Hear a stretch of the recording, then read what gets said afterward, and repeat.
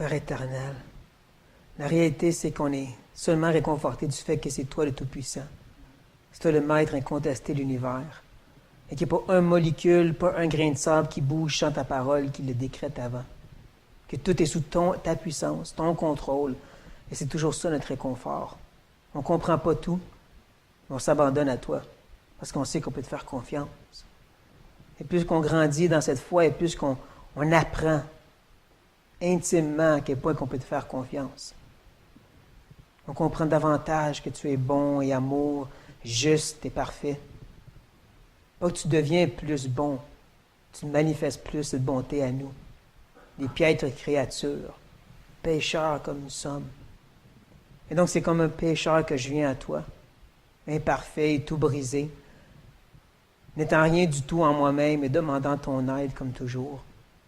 Demandant que tu ouvres ma bouche, oui, que tu guides mon esprit, ma mémoire, mon cœur aussi, Seigneur, pour qu'il batte honnêtement devant toi.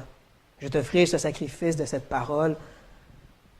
Et oui, je veux la couvrir par le sang de Christ. Je sais que de prêcher ta parole, ce n'est pas en soi une chose importante, c'est qu'est-ce que toi tu en fais. N'empêche que je vais quand même donner le meilleur effort, comme je t'offrir le meilleur que j'ai. Père, je te prie que tu ouvres et touches le cœur de mes frères et sœurs, parce que ce soir, on se fait rappeler une belle vérité. On se fait rappeler qu'est-ce qu'on oublie. On se fait rappeler qu'est-ce qu'on a besoin de se faire reprêcher régulièrement. Comme on se le dit, on se fait dire, il faut se prêcher l'Évangile. Et c'est ça que tu vas faire ce soir. Nous prêcher l'Évangile. Donc, Père, prêche. Prêche puissamment nos cœurs froids, répétitifs, facilement capables d'oublier. Prêche, Père, à tous et chacun ici ce soir. Rappelle-nous qu'est-ce que Christ a fait. Parce que Paul a trouvé bon, guidé par l'Esprit, de l'ajouter lorsqu'il a parlé de son ministère, lorsqu'il est parti du ciel au début pour se rendre maintenant jusqu'ici, à travers le chapitre. C'est parce que c'est tout important.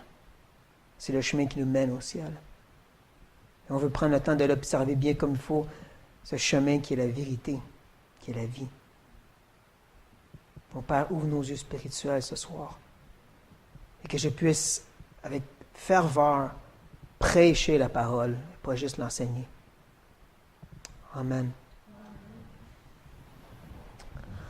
Ce soir, nous terminons le chapitre 5. Donc, si vous voulez tourner, s'il vous plaît, au 2 Corinthiens, chapitre 5. Je vous rappellerai bien sûr que le chapitre 5, selon moi, il est un peu compliqué à bien diviser. Comme j'avais commencé à le montrer, dès le verset 1 à 8, moi je vois une belle peinture du ciel. Mais presque tout de suite après, comme plusieurs le font, 9 et 10 va avec. C'est son application. Mais sûr que moi, je n'arrêtais pas à 9 et 10 parce que 11, avec son petit donc, nous montre que Paul continue à faire de l'application. Et même moi, j'avais été jusqu'au verset 15. Mais sûr qu'en plein milieu de ces applications, il commence à faire de l'enseignement encore, qui veut dire qu'il faut qu'il fasse de nouvelles applications. Et ça, c'est les versets 16 et 17 qu'on commence à voir ce soir. Sauf que moi, encore ici, je dirais que ça ne finit pas au verset 17, parce que le verset 18, comme on va voir, il y a une continuité. Mais, dans le verset 18, on va voir qu'il commence une nouvelle idée, et donc 18 à 21, c'est une dernière mini-section.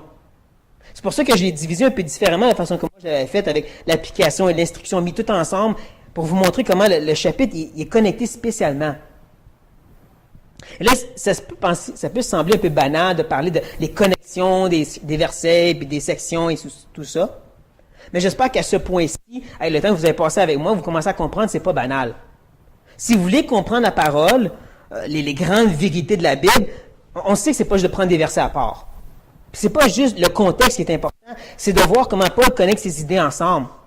Est-ce qu'il est en train d'enseigner ou faire de l'application? Ça change la façon que tu comprends la vérité qu'il apporte. Donc, regardons ça ensemble en lisant les versets 16 à 21. Ainsi, dès maintenant, nous ne connaissons personne selon la chair. Et si nous avons connu Christ selon la chair, maintenant,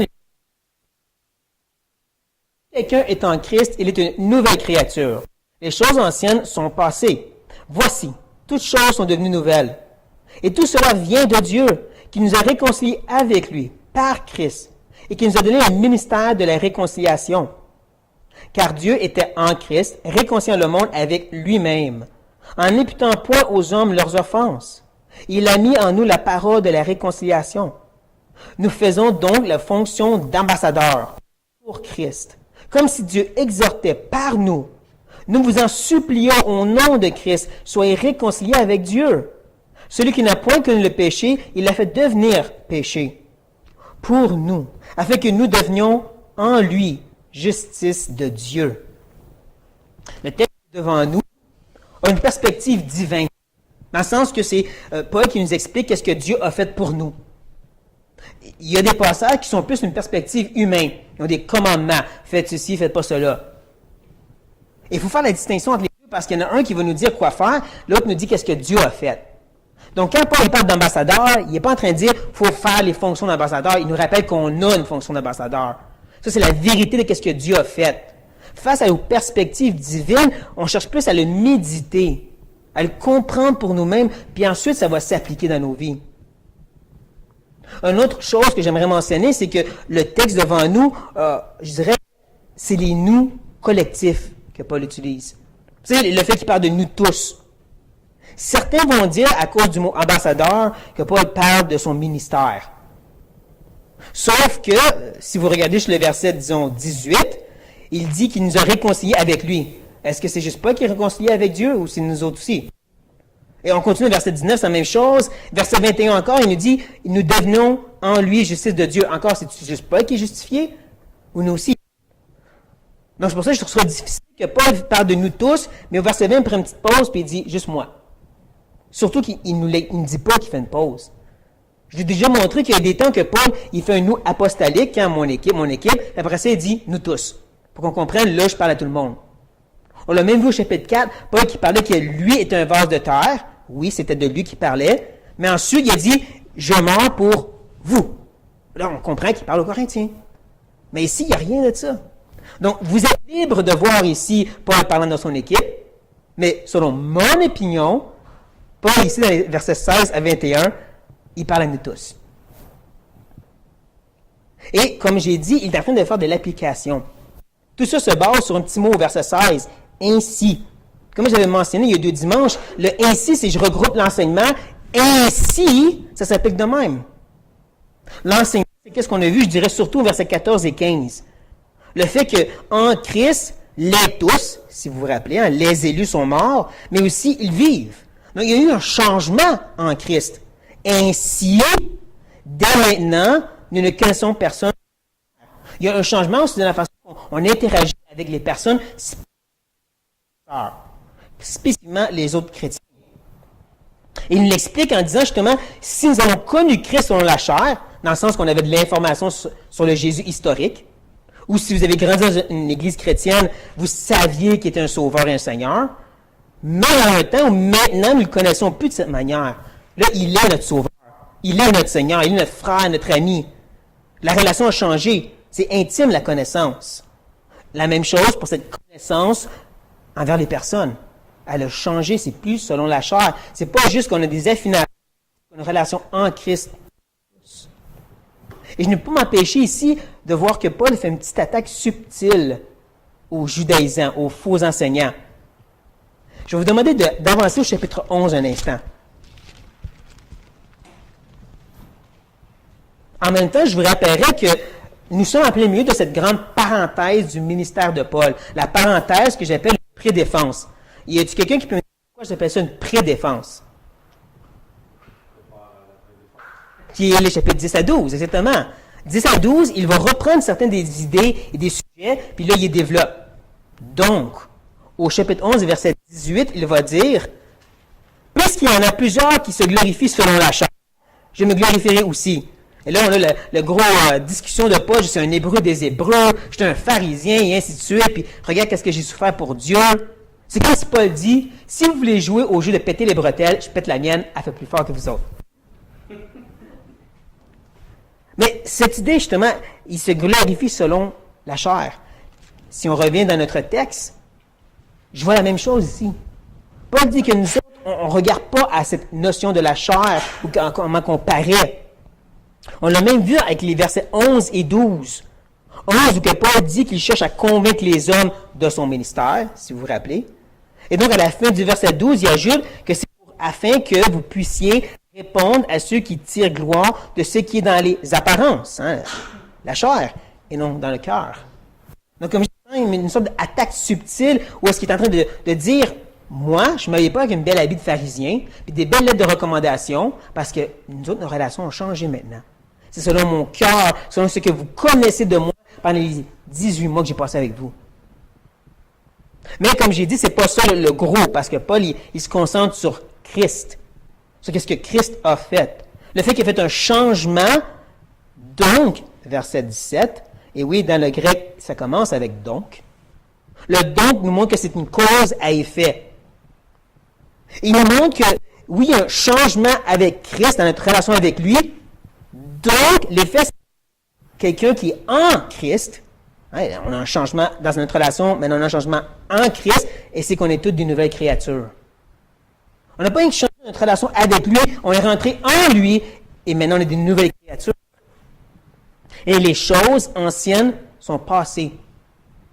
Ce qui est fascinant du mot passé, c'est qu'il veut littéralement dire l'au-delà, passer dans l'au-delà. C'est mort. Les choses anciennes ne vivent plus. Et là, si vous êtes comme moi des pécheurs, et je pense que vous l'êtes tous, vous allez dire, oui, mais moi je pêche encore. Et même je semble pécher dans les mêmes péchés que j'ai déjà péché dans le passé. Il me semble que j'ai encore les mêmes inclinaisons des fois. Il me semble que les choses passées sont encore là, sont encore présentes. Donc, de quoi tu parles, Paul, de oser dire qu'ils sont vraiment passés et disparus? Ben, je vous dirais que la meilleure réponse se trouve dans Philippiens chapitre 3.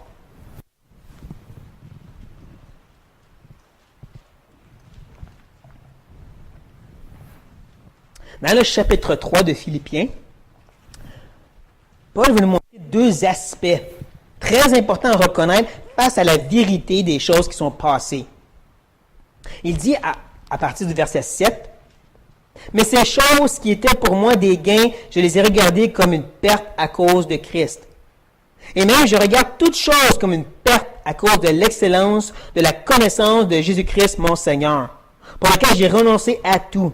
Je les regarde comme de la boue, littéralement des excréments, afin de gagner Christ. » Donc, les deux aspects, c'est que premièrement, tu as une perspective. Tu les vois comme rien. Tu les vois comme de la boue. Je ne vais pas répéter le mot de tantôt. Mais en même temps, il y a aussi une action qui vient avec. Le deuxième aspect, c'est qu'il va pour gagner Christ. Tu le laisses sur la croix, comme il dit ailleurs, et tu avances. Mais bien sûr, si on retourne à notre texte, on voit verset 17 que Paul se concentre surtout sur la perspective.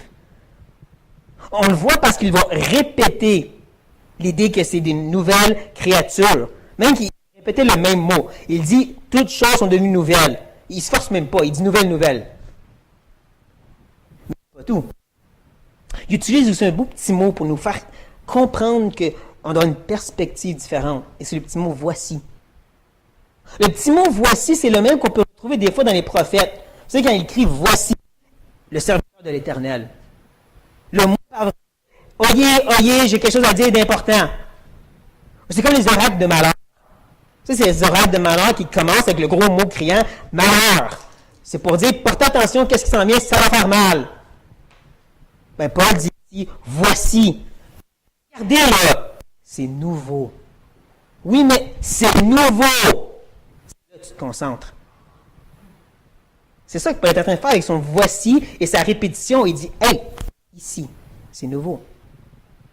Et, verset 18, tout cela vient de Dieu. C'est comme je disais tantôt, l'application ne s'arrête pas au verset 16 et 17. Clairement, ça continue jusqu'à dans le verset 18, avec le petit mot « et » il nous oblige de continuer. Tout cela vient de Dieu. Parce que comme j'ai dit, la perspective, elle est divine. Dieu l'a fait. Centrale de notre texte, Dieu. C'est maintenant le temps de commencer une nouvelle mini-section. Où est-ce que Paul va nous présenter deux vérités au verset 18, qui vont ensuite élaborer au verset 19 et 20. La première, elle nous dit que Dieu nous a réconciliés avec lui par Christ. Ce qui est intéressant, c'est que le mot réconcilier a une image, l'image d'un échange d'argent. C'est comme au temple, tu pouvais juste utiliser l'argent du temple. Donc, tu devais changer ton argent romain pour l'argent du temple. Mais là, dans ta main, tu as juste l'argent du temple. Tu n'as plus de l'argent romain. Il y a eu un échange définitif. C'est ça que le mot veut dire. Un échange définitif. Certain. Il n'y aura plus de retour vers l'arrière. Bien sûr, nous on comprend ici, ça a rapport avec l'hostilité, la guerre qui existe entre nous et Dieu. Parce que Dieu est parfait, il déteste le péché, et nous, on aime faire le péché. Sauf qu'il y a un petit ajout qu'il ne faut jamais oublier. Il nous a réconciliés avec lui. Dieu est l'initiateur. Ça a commencé dans son cœur de grâce et d'amour de dire, je vais faire la paix avec vous, et je vais vous faire de la paix avec moi. Ça, c'est la première vérité, cette réconciliation. La deuxième, comme on le voit après, c'est qu'il nous a donné le ministère de la réconciliation. Cette œuvre, ce service. C'est ça que Paul veut maintenant élaborer, l'idée de la réconciliation en soi et ce ministère aussi ensuite. Et donc, comment est-ce que cette réconciliation peut avoir lieu? Ben, c'est parce que, verset 19, Dieu est en Christ. C'est comme ça que ça réussit à fonctionner par Christ. Et en passant, le mot « par », c'est le mot « hyper » dans le grec, qui veut dire des fois « par »,« pour »,« au nom de ». Et ce que j'ai trouvé beau, c'est que le mot « hyper » veut littéralement dire une bénédiction au-delà. C'est comme une grosse flèche bien épaisse qui pointe vers Christ pour dire c'est lui qui est important. Et pourquoi c'est lui qui est important? Parce qu'encore une fois, Dieu est en Christ. Christ était l'image, la représentation, le médiateur, l'ambassadeur parfait étant lui-même Dieu. Et donc, il a pu réconcilier le monde. J'espère que vous comprenez, c'est le monde des élus, parce que ce n'est pas tout le monde qui va être sauvé. Désolé de vous décevoir. Réconcilier le monde avec lui-même. Et comment il a fait ça? En n'imputant point aux hommes leurs offenses. Ça, faut. Vous comprenez, j'espère, que le mot imputer veut dire mettre sur le compte. Et là, c'est au négatif, donc pas mettre sur le compte. On a un beau compte qu'on a payé. La différence, c'est que le sang de Christ est dessus maintenant. Donc, le péché ne colle jamais, jamais, jamais dessus. Oui, comme Benoît a dit, Dieu n'est pas aveugle au péché. Mais il choisit volontairement de prendre ses péchés puis dire sur la croix. Comme j'aime souvent dire, il a choisi volontairement de mettre des lunettes en forme de croix teintes dans le sang de Christ et il ne va jamais les enlever. Nous, on arrive devant lui avec nos péchés et on dit, qu'est-ce que j'ai fait? Ça, c'est horrible. Et là, il nous dit, de quoi tu parles? Hey! Ils sont sur la croix. Ils sont tous sur la croix. C'est comme ça qu'il a réussi à nous réconcilier avec lui-même. Il ne doit pas avoir de péché sur nous pour qu'on puisse être en relation avec lui. C'est à ce point que maintenant, Paul va nous montrer son expertise de la plume en partant premièrement d'un acte extérieur, l'imputation c'est extérieur, et ensuite en parlant de l'intérieur. Et il a mis en nous la partie de la réconciliation. Mais c'est pas tout. Parce qu'à partir de ce point, cette idée de la parole de réconciliation, il va nous amener au ministère. Donc, il part de l'imputation pour nous amener au ministère. Non, mais c'est pas beau, ça. Okay, je t'ai laissé. C'est encore ici qu'on pourrait dire, entre Paul est en train de dire, nous, moi et mon équipe, on a la parole de réconciliation, et nous faisons donc la fonction d'ambassadeur, ou, comme moi je crois plus, Paul il dit, nous avons tous cette fonction d'ambassadeur pour Christ. Et le mot ambassadeur, c'est le mot presbio. Vous savez, j'allais manquer. Presbio. Est-ce que ça sonne un petit peu des cloches presbio? Oui, presbytéros. Exactement. Qui veut dire ancien. Un des termes pour pasteur. C'est justement le mot qui parle de vieux, âgé. C'est ça que le mot veut dire littéralement. Ancien, vieux. Y compris dans ambassadeur. Parce que dans ce temps-là, bien sûr, âgé veut dire mature, veut dire que tu as de l'expérience. Donc, César, de Paul, hein, César, si, disons, il entend parler qu'il y a une armée qui veut faire du trouble, comme les Goths, il se dit, j'ai envoyé mon général qui a beaucoup d'expérience, qui en a fait de la guerre, parce que lui, il sait comment c'est violent, puis il sait que s'il peut faire la paix, ça va être mieux, parce qu'il a goûté à la guerre. Je ne vais pas envoyer mon petit fringant qui veut se battre. qui est tout excité, qui est macho, il faut se battre. Non, non, je vais envoyer le vieux qui a fait la guerre. Parce qu'il a de l'expérience, ce gars-là. Mais en plus, le mot presbyo a aussi cette idée d'être un envoyé avec la parole du César ou du maître. Donc, comme nous, un ambassadeur, c'est quelqu'un qui représente sa patrie. Quelque chose qu'on a toujours besoin de se rappeler. On représente Christ par nos vies, nos paroles. Comme si Dieu exhortait, parakaleo, qui vient du mot parakletos, qui parle bien sûr du Saint-Esprit, ce consolateur. L'idée ici, c'est que littéralement, tu viens proche pour parler. Mais je vais même ajouter ici, pour parler en son cœur. Il y a des temps où est-ce que ce qu'on fait, c'est qu'on prêche durement la nécessité de dire « repentez-vous ». On donne des traités, mais il y a des temps où tu viens et tu parles au cœur de la personne. Ou comme Paul ajoute ensuite « nous vous supplions au nom de Christ ». Il y a des temps où tu te mets à genoux avec l'âme, tu dis « repens-toi ». Ou réconcilie-toi avec Dieu. Une idée qui est dure pour les gens du monde à entendre. Parce que d'un côté, ils disent, ben voyons donc, Dieu, il est bon. Il n'est pas en guerre avec nous. Oh, mais Dieu déteste le péché. Et c'est un jugement contre le péché. Ou de l'autre côté, ils vont dire, oui, mais moi, j'ai rien contre Dieu. Dieu, il est bon, Dieu est amour, Dieu est merveilleux. Oui, mais Dieu envoie les gens en enfer qui le méritent. Mais non, Dieu ne fait pas ça. On se rend compte que leur amour n'est pas pour Dieu, mais pour le Père Noël. Parce que Dieu, quand on leur présente le vrai Dieu, ils se rendent compte qu'ils sont en guerre avec lui. Et toute cette réconciliation se retrouve, se conclut au verset 21, dans une conclusion chiastique. Vous vous rappelez A, B, B, A, cette belle forme poétique juive. Le seul petit manquement, je dirais, c'est qu'il faut qu'on recule au verset 19, emprunte l'idée de ne pas imputer les offenses des gens, et on connecte ça à la fin du verset 21, nous devenions en lui, en Christ, justice de Dieu. Donc, imputation du péché et imputation de la justice. Négatif, positif, ça c'est les B. Ça c'est qu'est-ce qui va causer. Mais c'est causé par celui qui n'a point connu le péché, positif, et devenu péché, négatif. Ça c'est le A. Ça c'est la cause. Donc, on pourrait dire que c'est un négatif, positif, positif.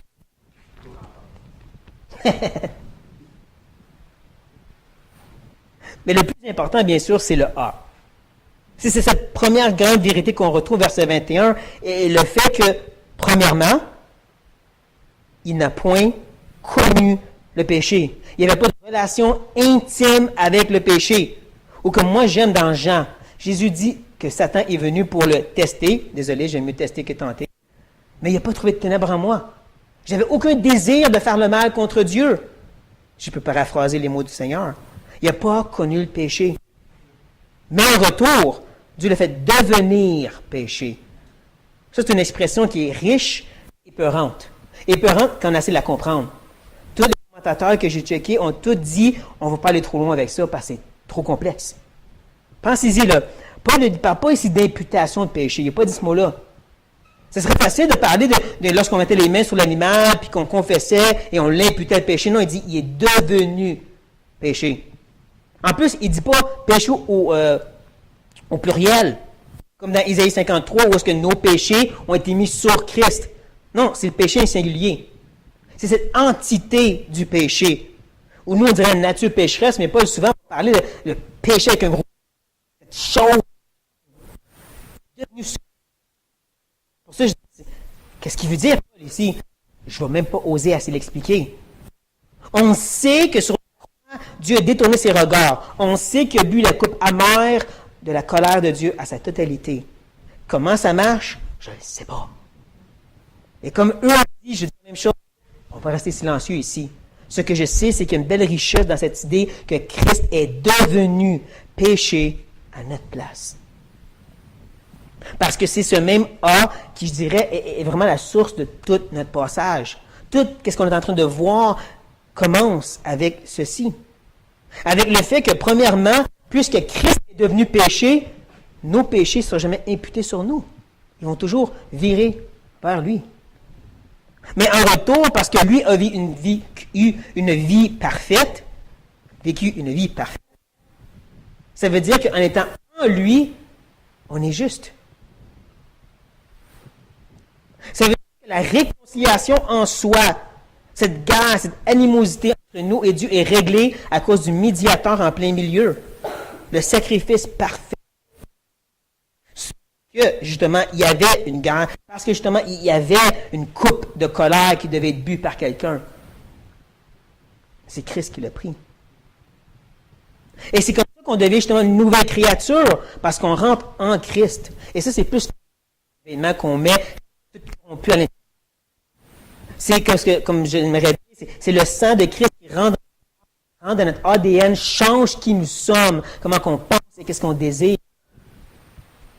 C'est pour ça qu'on peut vraiment dire que les choses sont passées et que toutes sont devenues nouvelles. Je peux dire sans aucun orgueil, après 20 ans, que le sang rentre dans mon ADN, qu'il y a des choses que je ne désire plus. Il y a encore des choses que je lutte, mais il y a des choses que vraiment, ça ne me tente plus. Parce que les choses sont devenues nouvelles en Christ. Donc, comme j'ai dit, tout revient à ceci. C'est cette même parole qui est mise dans nos tripes, en nous. Plus que juste dans la bouche, on sait quoi dire. C'est qu'on le ressent et c'est ça qu'on prêche aux gens. C'est là qu'on est capable de supplier avec eux. Je sais qu'est-ce que c'est et je peux te parler d'expérience. Je te parle au cœur de mon cœur à moi, de qu'est-ce que moi j'ai vécu avec Christ. Et je vais même me permettre d'aller une coche plus loin et de parler justement de cette nouvelle vie qu'on a et de notre témoignage. La façon qu'on vit la parole est un témoignage ambulant de Christ et son œuvre. Et pas juste parce qu'on a un bon témoignage. Pas juste parce que tu n'as pas péché et tu ne fais rien de mal. Non, c'est parce qu'on a péché devant la personne et qu'on va avec grand regret demander pardon, leur faisant comprendre que je ne suis pas parfait, mais c'est Christ qui me rend parfait. Ça peut être aussi un témoignage. Mon imperfection. Je ne sais pas si ça va vous choquer dans le sens étonné, mais aussi choqué, dérangé. Mais les 6 derniers mois de la vie de ma femme, je pense que vous savez, elle n'était pas à la maison en train de louer Dieu. Elle était dans le monde. Mais même là, Dieu lui a permis de témoigner d'une façon que je ne peux juste pas expliquer. Son témoignage, c'était pas « Venez à l'église avec moi, on va louer Dieu ». C'était « Je suis une pécheresse et ma seule espérance se trouve là, à la croix ». C'est ça qu'elle témoignait aux gens. Je ne suis pas en train de dire « Si tu vis en péché, mais tu témoignes, tu es correct ». Si c'est ça que vous entendez, il y a un problème. Ce que je suis en train de dire, c'est à cause de lui, pas à cause de moi. C'est ça le message de la réconciliation. Prions.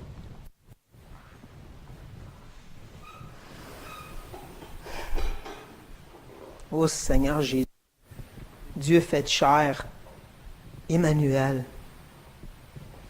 toi qu'on revêt pour approcher du Père 3 fois saint, le feu dévorant. On emprunte, on vole ton identité pour devenir fils de Dieu. C'est parce qu'on est caché en toi qu'on peut être appelé fils de Dieu. Fais-toi son fils. Nous sommes que des gens cachés. Mais en même temps aussi, on sait que ce changement fait en sorte que les choses anciennes sont passées. Ils meurent. Et tu nous demandes de détourner nos regards et de regarder vers les nouvelles. Les choses que tu produis, que tu fais. Père, je demande que tu nous aides à vraiment regarder à l'exemple de Christ. Comme Paul a enseigné aux Colossiens, ça commence par en Christ et ensuite ça dit mets à mort ceci et mets en pratique cela. Mais on est impuissant parce qu'on est des pécheurs et on demande ton aide pour ceci. Mais ô combien qu'on veut te louer que Dieu a fait la paix avec nous. Dieu qui n'a pas besoin de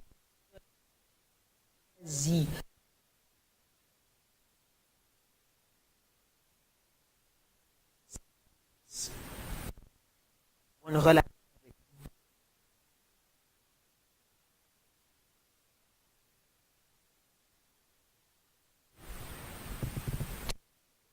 nous. Nous, souvent tu luttes avec nous pour qu'on se rapproche plus de toi.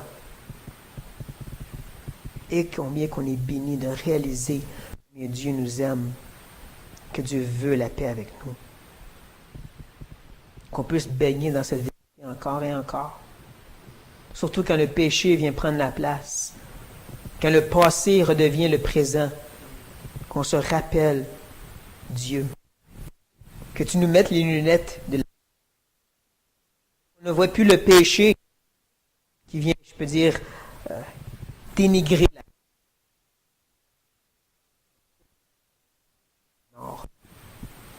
C'est pas en se tapant dessus à cause de nos péchés qu'on honore, c'est qu'on le met sur la croix et on dit Christ accompli.